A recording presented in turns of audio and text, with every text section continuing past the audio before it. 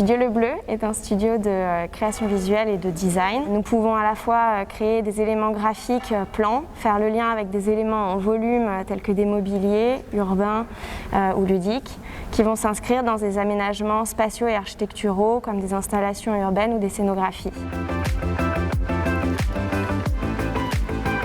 Ticket d'entrée, c'est une association de médiation culturelle. On intervient essentiellement dans le 19e arrondissement de Paris. On propose des ateliers et des sorties culturelles à des personnes en apprentissage du français et à des personnes qui habitent en politique de la ville.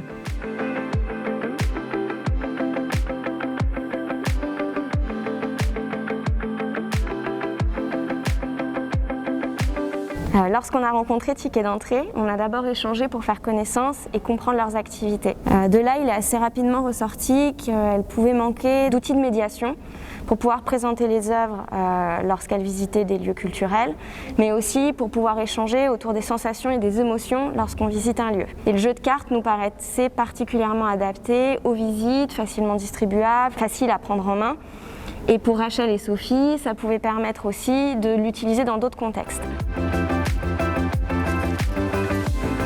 On a eu l'idée de développer des drapeaux et des sacs. Ça permet aussi lors des visites de pouvoir se rassembler, que ce soit au point de départ ou lorsqu'elles visitent des lieux qui sont souvent vastes pour ne pas se perdre.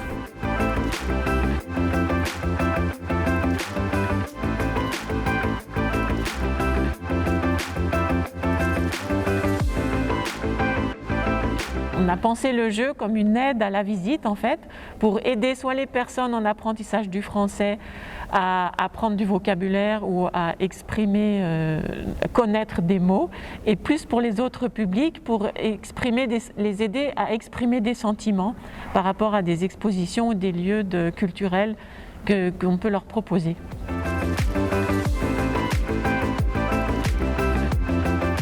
Donc à partir d'une référence qui existe dans les jeux de société, il s'agit d'un jeu qui s'appelle Concept. Nous avons fait une liste adaptée à Ticket d'entrée, une liste de mots qu'il s'agissait ensuite d'illustrer. Donc on savait qu'on pouvait faire par rapport aux amalgames 96 mots. On est parti de mots d'abord sur les émotions, la joie, la tristesse, la colère, la peur, puis sur des choses plus descriptives, qu'il s'agisse de milieux comme des paysages type forêt, campagne, mais aussi sur des parties du corps humain. Et puis on a complété par des actions. Oui, le jeu de cartes, ça peut être un bon moyen d'aider les personnes à mieux comprendre les œuvres et à s'exprimer autour des œuvres, puisque parfois par timidité ou c'est parfois des problèmes de langue ou simplement par inhibition, ils ont un petit peu de mal à s'exprimer, à exprimer leurs émotions par rapport à des œuvres qu'on peut montrer. Donc le jeu de cartes, ça peut être un bon moyen détourné pour les aider à s'exprimer et à comprendre les œuvres.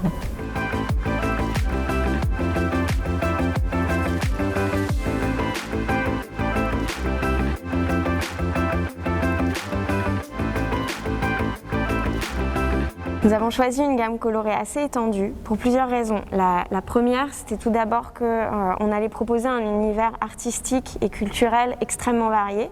On travaillait avec des œuvres d'art qui sont à la fois des gravures, des peintures, des dessins, des photographies.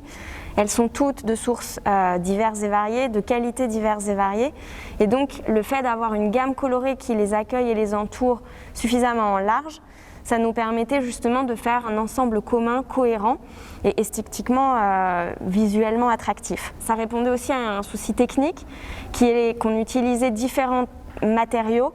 On ne connaissait pas forcément la qualité de rendu que l'on allait avoir entre le tissu, le tote bag et les papiers. Et comme on voulait justement avoir une cohérence et une impression d'avoir maîtrisé vraiment ces couleurs-là, la gamme colorée étendue nous a aidés grandement pour justement avoir cet ensemble cohérent.